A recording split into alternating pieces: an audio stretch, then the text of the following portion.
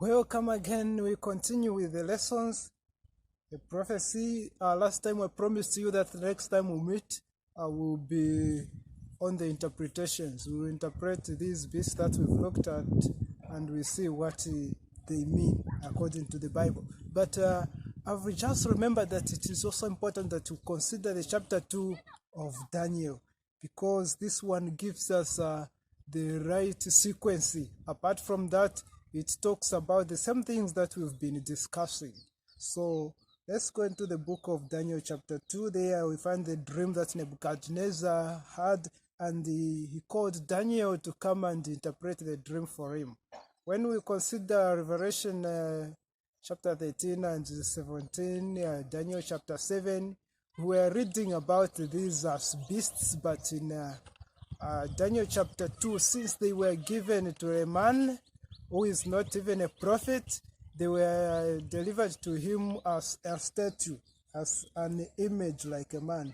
And the reason why this was given to him, we can, you and I, we can think about this verse 29, Daniel chapter 2, verse 29.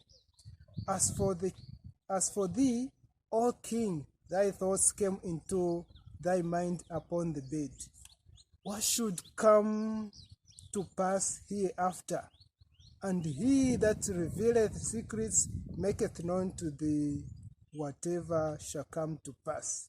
So Daniel, Nebuchadnezzar, when he was in his bed, he started thinking about what is going to happen in the future.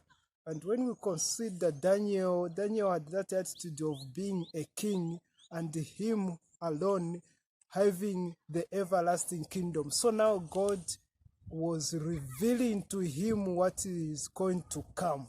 He was answering the wishes of Nebuchadnezzar to say, see, this is what will happen. Your kingdom will be from here up to here, and from there there will come this other kingdom. Let's go into it. Daniel chapter 2, verse 31. Thou,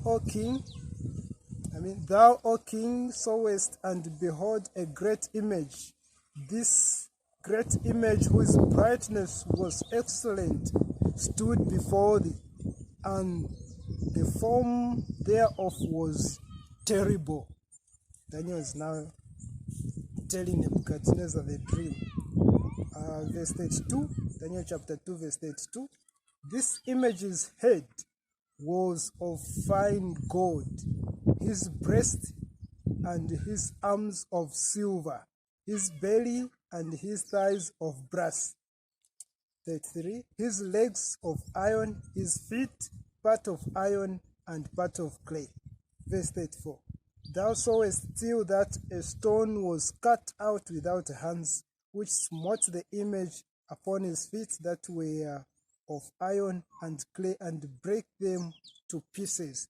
Okay, let's reread verse 32 and verse 33 and verse 34. When we were considering the book of Daniel and Revelation, we found that they were talking about something like 4 beasts. Now, verse 32 of Daniel says, this image's head was of fine gold. 1. The head of fine gold. 2. His breast and his arms of silver. That is number 2. His breast and his arms of silver. 2. 3. His belly and his thighs of brass. That is number 3. The belly and thighs of brass. Number 4. His legs of iron, his feet partly of iron and part of clay. That is now number 4. We found the 4 of them, the 4 parts in this same image. Do we find the 5th one? Verse 34. Thou sawest still that a stone was cut out without hands, which smote the image upon his feet that were of iron and clay, and break them to pieces. So we see that after the 4th part, there comes a stone and breaks it. So there is no 5th part.